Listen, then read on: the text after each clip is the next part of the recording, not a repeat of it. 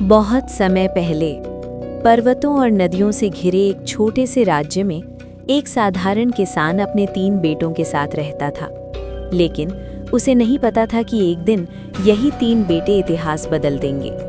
उस किसान का नाम था हरिदास।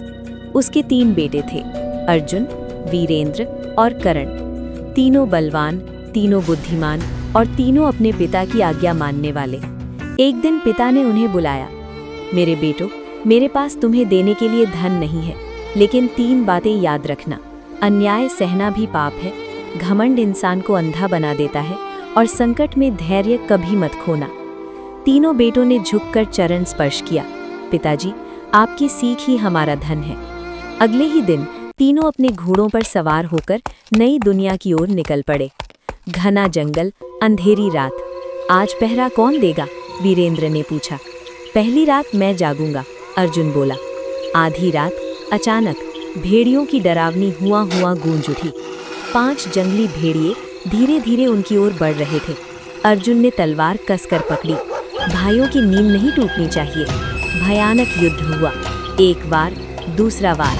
3 भेड़िए वहीं ढेर हो गए, बाकी 2 जान बचाकर भाग गए। सुबह अर्जुन चुप रहा।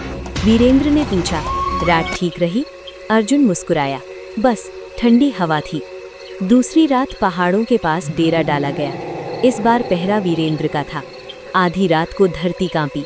गुफा से एक विशाल दैत्य बाहर निकला। कौन है जो मेरी धरती पर सो रहा है? वीरेंद्र आगे बढ़ा। जो सत्य पर चलता है वो किसी से नहीं डरता। भीषण युद्ध छिड़ गया। दैत्य ने गदा उठाई। वीरेंद्र ने वार रोका और एक जोरदार प्रहार से दैत्य को धराशायी कर दिया। सुबह वीरेंद्र भी शांत रहा। उसने बस दैत्य की लोहे की माला अपनी झोली में रख ली। तीसरी रात नगर के बाहर एक टूटी हवेली में रोशनी टिमटिमा रही थी। करण धीरे से वहां पहुंचा। अंदर 4 डाकू बैठे थे। आज राजमहल का खजाना लूटेंगे। करण ने सोचा, अगर इन्हें ना रोका तो निर्दोषों का नुकसान होगा। वो बोला, मैं भी तुम्हारे साथ हूँ। महल की दीवार पर चढ़ते ही जैसे ही पहला डाकू नीचे उतरा, करण की तलवार चमकी। 1, 2, 3, 4 सभी डाकू खत्म।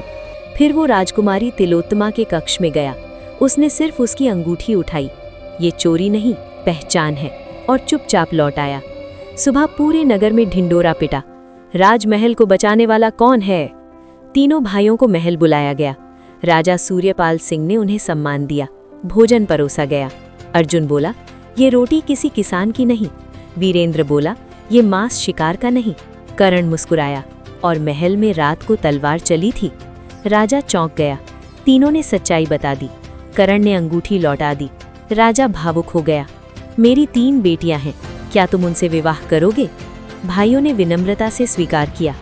कुछ महीनों बाद शत्रु सेना ने राज्य पर हमला कर दिया। राजा घायल हो गया। तीनों भाइयों ने कमान संभाली। अर्जुन ने युद्ध भूमि में दुश्मनों को हराया। वीरेंद्र ने किले की रक्षा की। करण ने चालाकी से शत्रु सेनापति को पकड़ लिया। युद्ध जीत लिया गया। राजा ने कहा, आज से ये राज्य तुम्हारा है। लेकिन करण बोला, राजा वही होना चाहिए जो प्रजा का पिता बने। हम सेवा करेंगे, शासन नहीं। राजा की आंखों में आंसू आ गए। शक्ति बड़ी चीज है, लेकिन बुद्धि उससे भी बड़ी। और सबसे बड़ी चीज है पिता की सीख, क्योंकि वही सीख एक साधारण किसान के बेटों को इतिहास बना देती है।